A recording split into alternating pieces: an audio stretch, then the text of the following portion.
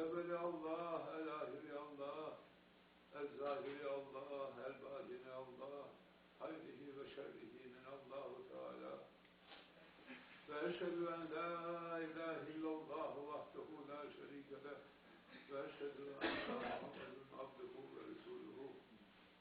الصلاة والسلام عليك يا رسول الله، الصلاة والسلام عليك يا حبيب الله، الصلاة والسلام عليك يا سيد الأولين والآخرين. اشف لنا يا شفيع المذنبين برحمتك يا أرحم الراحمين. قال الله تعالى في كتاب العزيز: أعوذ بالله من الشيطان الرجيم، بسم الله الرحمن الرحيم.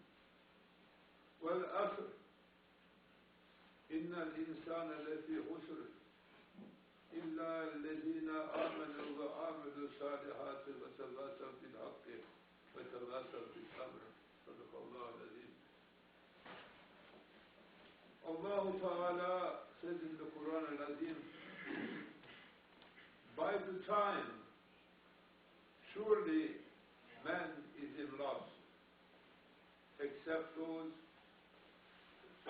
who are believers and do good deeds and help each other abide by truth and help each other to be patient. Sadaqallah al-Azim.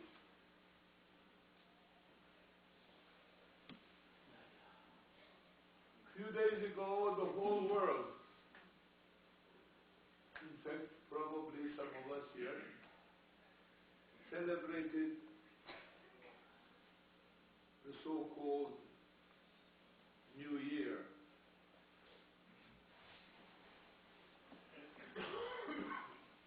Man has devised a division to time,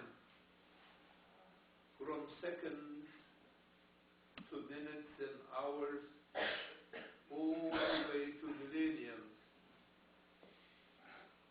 And there is the past and the present and the future in every language, which, if I am not wrong, I was told that in Arabic does not exist. In the Arabic language, there is only the present tense which exists, which I feel is wonderful, because past is gone and finished. The memory of it is always false, and the past will never come back. And the future is imaginary. We do not know what is going to happen tomorrow, and it may never come. So the only sure thing is today. But then there is the Hadith Sharif. Rasulullah sallallahu alayhi wa sallam says, on the day of last judgment, the children of Adam will not pass the judgment till they have answered 4 questions.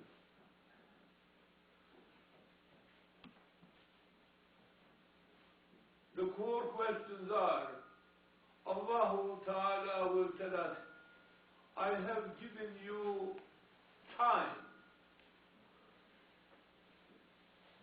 I have given you a time to live on the face of this planet, from birth to death. What have you done with that time? And Allah Ta'ala will say that I have given you health till you became old and sick. What have you done with that health? And He will say that I have given you energy and strength. What have you done with that energy and strength? And I have given you wealth. What have you done with that wealth? And the last question will be,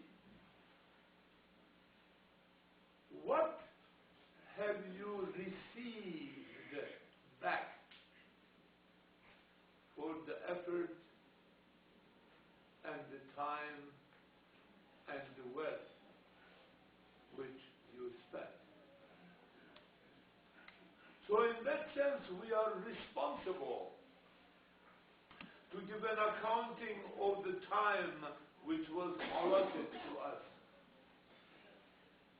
And on this occasion of the New Year, perhaps we should ask ourselves, what have I done the past year? What have I done with the 360 days of 2013?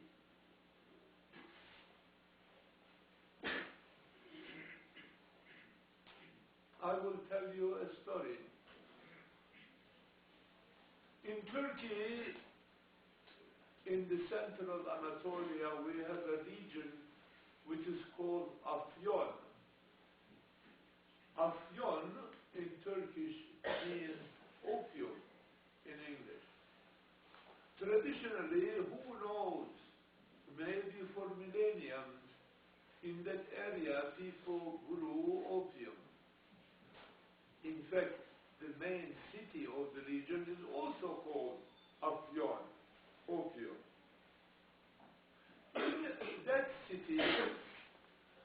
a homeless man, and winter is severe in Afyon. It snows like it is here. He had no home. He had only, say, 10 cents in his pocket. And he spent 5 cents of it to buy some candy with opium in it.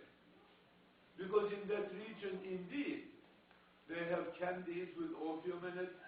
They fry potatoes with opium oil. In fact, they use it. Today, they still grow it, but they sell it for medical purposes.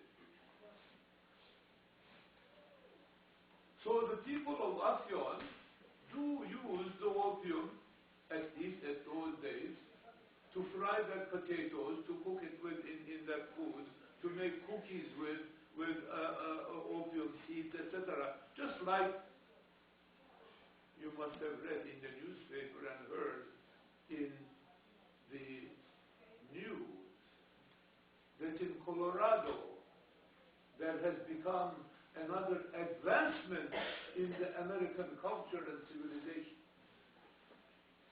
Now, marijuana is free. You must have seen in the paper, thousands of people are waiting in front of the shops, and it is going to bring billions of dollars to Colorado.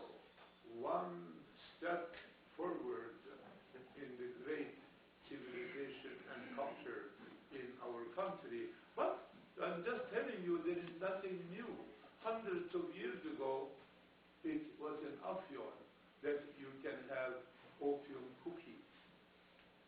And in Colorado, you can now buy probably marijuana cookies. To go back to our story, so the man spent 5 cents of his money to have some opium cookies. He ate it nicely. And then the other 5 cents, to spend the night, he went to a Turkish hammam, to a Turkish bath. I don't know if you have ever gone to a Turkish bath, or you know what it is. It is dry heat. And under a dome, there is a central podium, a raised podium. You sit on it or lie down on it, and you sweat. So the man has no home. It is freezing cold outside. He intended to spend the night there. It was late at night, and there was nobody. So he wrapped himself in a loincloth. They gave him a patched old loincloth for 5 cents, what we want. And then he lied down there. And as he was lying down there, he saw that the door opened, and a man came. He was amazed to see that looked exactly the same as him. Same age, same height, same color, same everything. But obviously that man was a very rich man, because he was all, silk bath robes and all sorts of helpers with him. So there are special private rooms around there, away from the public area. They brought him over there. They brought him ice cold drinks, and they brought him food, and they washed him. After all, they left the rich man there, and his companions or servants left. After a while, he was curious, our poor homeless man. He went into the private chamber, and he looked inside, and the man, he had his eyes open, and his mouth open, and he looked dead. And he examined him, and indeed he was dead. And he thought, So he took his towel, which was ugly and patched, and put it around him, and dragged him into the public area, and he put his fancy bathrobes on it, and he went and stayed there. After a while, there came the servants.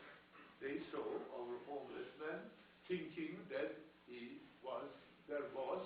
They took him, and they must massaged him, they dressed him, they put him his fur coat and the big turban on his head, because that's the ancient times, at the time of the Sultan. He puts his hand in his pocket, full of gold, both pockets, full of gold. He's very happy. So then he went to his carriage, and then he was brought to his palace, and in the old days, there used to be salamlik and haram. The women's section and the men's section were separate. So they asked him, being late, would he like to go to the women's section to his wife? He said, no, no, no, no, no, because he was sure that he was going to be recognized. So he went to the men's section, and as he was resting there and eating and drinking and very happy with the situation and not talking too much, they came and told him that he urgently was asked to present himself in the palace. The Sultan wanted to see him.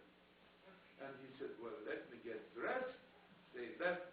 He jumped out of the window and started running.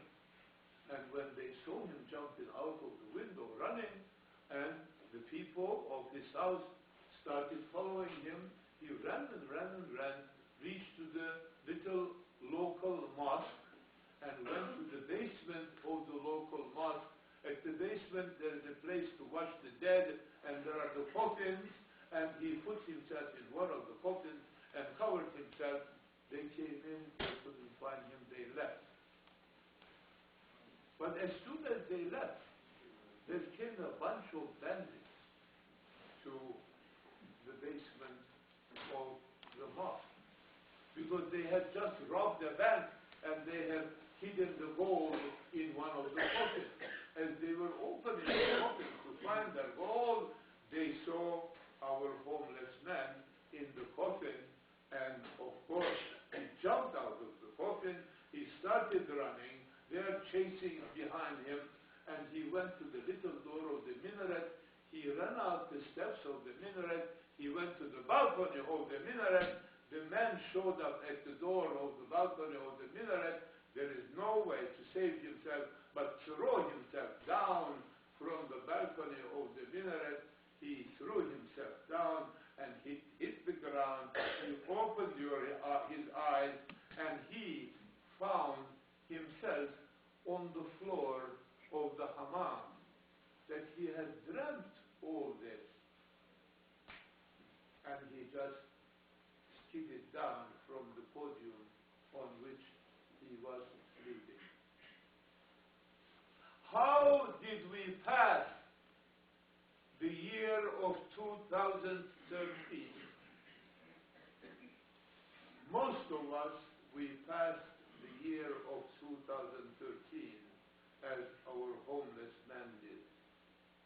We passed it asleep, dreaming our life away. But some of us, we didn't. Some of us, we did do something.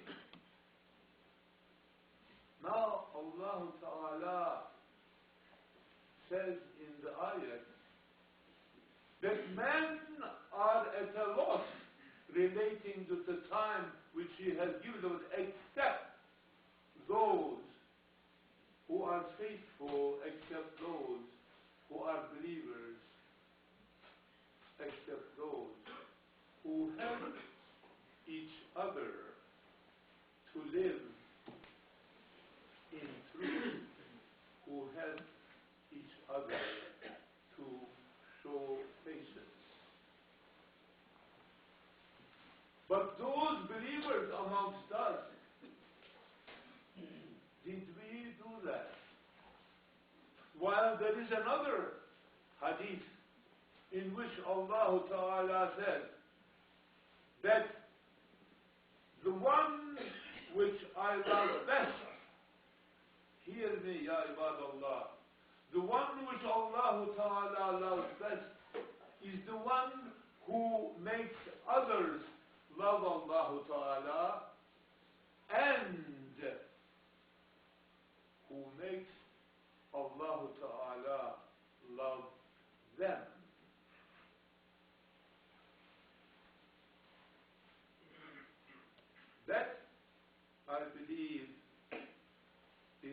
result of the life which Allah Ta'ala mentions in this ayat, to live abiding with truth, to help others to live in truth, to help others to show patience, because it is difficult to live in truth and needs a lot of patience.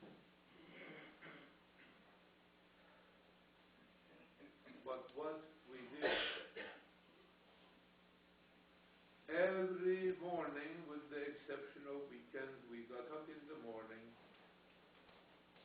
we made our prayers, we went to our jobs.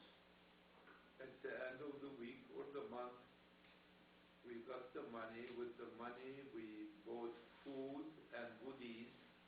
We ate and we drank. And then we bought ourselves all sorts of goodies, cars and houses. And then we went to vacations. We went to the movies. And we had fun. I have told you before in one of my khutbas that a German woman came to my sheikh and asked about Islam. She said that she wanted to be a Muslim. And our Effendi said that to be a Muslim, you have to live like a Muslim. How does one live like a Muslim? One lives like a Muslim doing what Allah Ta'ala tells you to do and not doing what Allah Ta'ala tells you not to do. Said the German woman, but I do not know what Allah Ta'ala wants me to do and wants me not to do. And Effendi said that Islam has two touchstones that you can rub on it your action or your thought or what you're going to say, whether that is something which Allah Ta'ala wants you to do or to say or to think or not. German woman, what are those two touchstones? One is the word of Allah Ta'ala in the Quran al-Kareem. The other is the word of his beloved Hazrat Muhammad sallallahu alayhi wa sallam in the Hadith Sharif. She said, but I tried to read the Quran in German. I couldn't find any such thing. And how many hadiths are there? Tens of thousands? Well, have mercy, said she. I cannot read them. What should I do? Effendi said, then read your own Quran. What is my Quran? Said the German lady. He said, your conscience. When you want to do something, when you do something, when you take something, ask your conscience. The German woman was not stupid. She said, but there is someone between me and my conscience, she said. Whenever I ask my conscience, often my conscience tells me what I really want to do in the first place. She's talking about her ego. Then said my sheikh, I will give you an advice which will make you absolutely sure how to live like a Muslim, how to do what Allah Ta'ala told you to do and not to do what He told you not to do. When you are about to say something, when you are thinking something, when you are about to do something, ask yourself whether that thing is good for me. If the answer is yes, don't do it till you have an answer for your next question. Is that thing which I am about to say or do or think, is it also good for many other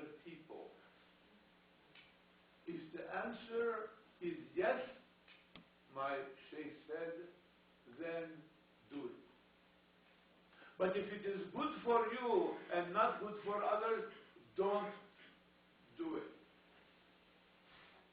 But he said what Allah Ta'ala likes most, and both Rasulullah and he says in what they have said is,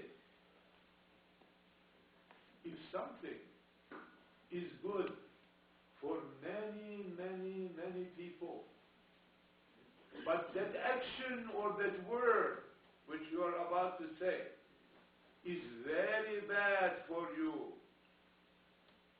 almost may even kill you, he said, do it. That is what Allah Ta'ala likes best.